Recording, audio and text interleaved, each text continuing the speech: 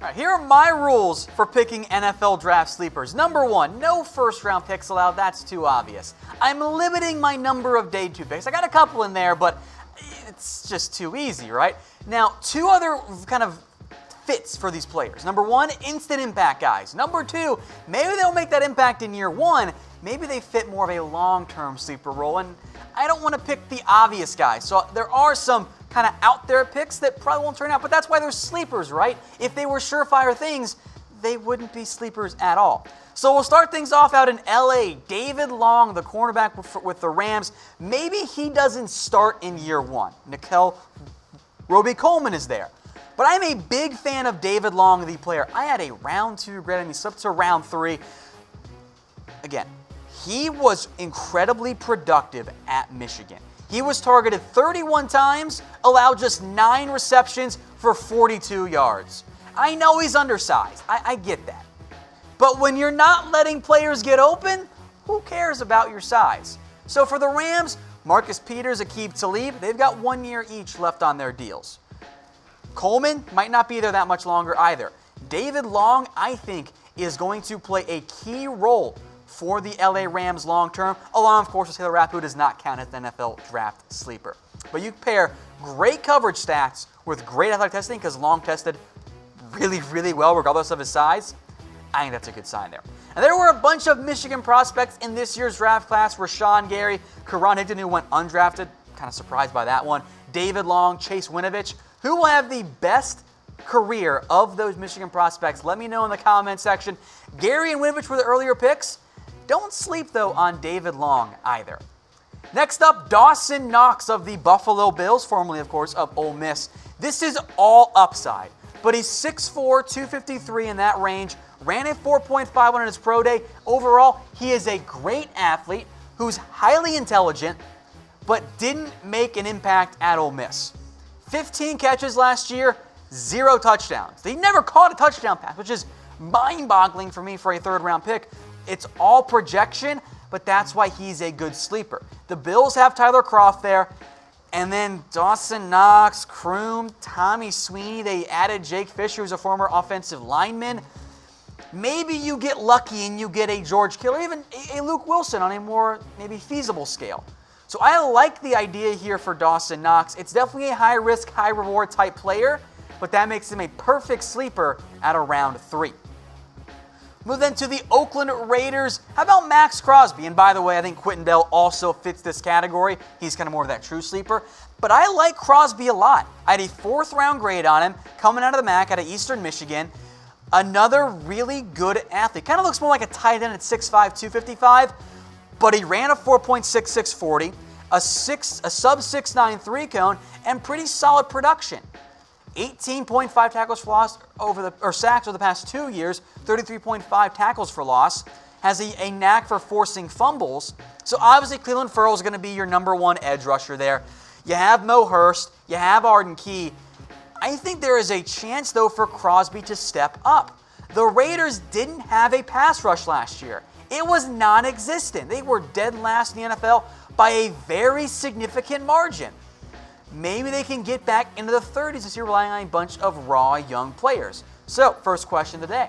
How many sacks will the Raiders have this year? Let me know in the comment section. I don't think it's going to be 50 or 45, but can you get into the low 30s? I think that's possible if guys like Ferrell and Key and Crosby step up in their first and second years. Our second question, I can't do math sometimes, guys. Sorry. All right, next up, Drue Tranquill, who I think fits the injured good athlete sleeper mold. 4th-round pick out of Notre Dame, academic All-American, by the way. Really good athlete. In the past 2 years, he was highly productive, played linebacker and safety. He's going to be a linebacker in the NFL. Now, he is a little bit undersized, and the medical was the big reason why he fell to round 4. ACL tears in both knees, missed time this year with injuries, going to be a little bit older there. But I like a lot of what Drue Tranquill brings. I think at worst, he's going to be a superstar in special teams. And if he can become more than that, that's a really good pick there for the Chargers. Now, you have Nwosu and Denzel Perryman at the Sam and the Mike. And you have Thomas Davis there and Kaiser White, a mid to late round pick last year. But Tranquill could be your long-term weak side linebacker, Plus, maybe Jatavis Brown earns that role. So for the Chargers, maybe he's a sub-package player in year one, learns behind Thomas Davis, and steps up after that. Now, today's show brought to you guys by BetDSI, the internet's #1 sportsbook. Head over to chatsports.com/bet and use that promo code LIVE120 for a 120% deposit bonus. Put down $50, they're going to give you $60 for free. You will not find a better betting deal out there right now than BetDSI. Chatsports.com/bet. Next up, DeAndre Walker of the Tennessee Titans. I'll be honest, guys. I feel like I'm cheating here a little bit because I don't know why he slid to round 5. Maybe the medical coming off sports hernia surgery is why he slid. But I had a round 2 to 3 grade on him, and I think Walker fits that mid-late-ish round pick that can actually kind of make an instant impact. I'm a big fan of Harold Landry. I love the Cameron Wake signing. But then it's Camille Corrier, Sharif Finch. There is no third pass rusher for Tennessee. Walker can be that guy almost right away. And if he can provide even 4 to 5 sacks, that's a win in round 5 for Tennessee. That counts as a sleeper in my book. So with the need there, with the talent fit here, overall, I love what Tennessee did. I think this makes a lot of sense. We've ignored running back so far, and there's always going to be that one guy, a Phillip Lindsay, a Gus Edwards, somebody that surprises. What about Dexter Williams out of Notre Dame? Funny enough, his player comp for me was Aaron Jones. Some Marlon Mack in him too. Both guys I liked on day 3, and so far have kind of proven right. Just under 1,000 yards. And I know Aaron Jones is there. I know Jamal Williams is there. So it's going to be a rotation, but I think Dexter Williams can crack that rotation and be a good role player for Green Bay. Maybe Matt LaFleur wants to feature Aaron Jones, and free him finally, but maybe he doesn't. Maybe Dexter Williams, with a new regime, gets some chance. And I know he didn't test as well as I thought he was going to, but there were a lot of big plays from Dexter Williams. That'll get you on the field. Now, which team had the best 2019 NFL draft? I'll make note here. I was a big fan of what the Tennessee Titans did. We mentioned DeAndre Walker there. We'll get to a Redskins player as well. I thought the Redskins had one of the best drafts in the NFL. Frankly, I thought they had the best draft, which I never thought I was going to say about a Dan Snyder-led team. Now, speaking of the Redskins, I'm probably cheating here. I probably am. I had Kelvin Harmon as a round 2 grade. I had no idea why he slid. I thought maybe he slides a little bit. But to round 6, look, he should have gone earlier. Highly productive at NC State. I thought made Ryan Finley look a lot better than what he was. Great body control around the sidelines. Maybe he becomes only Laquan Treadwell, which I think is a reasonable fear. But in round 6, yeah, I'll try that, because he might end up being more of a Mike Williams type player. And I think Harmon can make an impact right away. I think he can surpass Josh Dawson. Terry McLaurin's going to make a role as a slot deep threat guy. Richardson, Trey Quinn. There's room for Harmon to step up if he's as good as I think he is. So, yeah, I'm probably cheating a little bit here. It's okay. It's a round 6 player. I feel like that's still okay there. Harmon might end up being one of the biggest steals from this year's NFL draft class. Speaking of steals, who do you think it'll be? By the way, there's no DK Metcalf on here. He's not a sleeper. There's no way he counts as a sleeper, but he could end up being a great steal. I think the NFL overthought DK Metcalf, by the way, as I go on a little bit of a tangent here. Yeah, maybe he can only run outs and goes and in routes and slants. That's all he needs to do at that size, that speed. I think Metcalf's going to be the biggest steal of this year's draft class. Some more true sleepers. How about Steven Denmark out of Valdosta State? Here's his exact size and speed.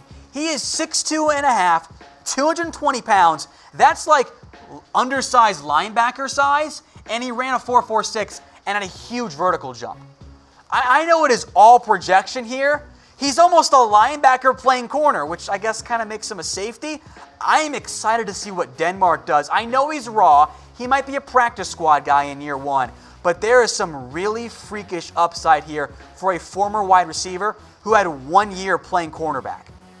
Maybe he's a practice squad guy in year 1, but you put him with a good coaching staff, Steven Denmark could become the guy we look back in 3 years and go, wow, That was a really good pick by Chicago, who, by the way, has a great track record with small schools picks on day 3. Maybe Denmark is their next option there. He is a very intriguing developmental type prospect. Speaking of developmental type guys, we'll go back to the FCS ranks. How about Darryl Johnson at North Carolina A&T?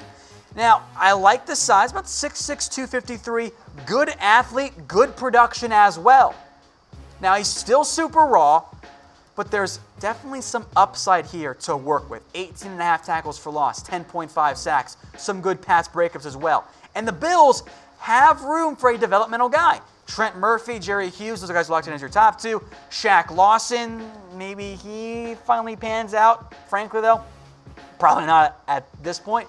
So maybe Darryl Johnson, with a need for the Bills, finds a way to impress. I know, look, we're in round 7.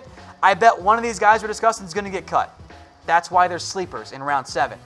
But I like that pick quite a bit there for the Buffalo Bills. So I am very curious to see how that one pans out. But I like where they're at. I think Johnson in particular could be that late round edge guy that turns out to be, wow, it's a pretty good sleeper. And then one final player, Michael Dogbe out of Temple to the Arizona Cardinals.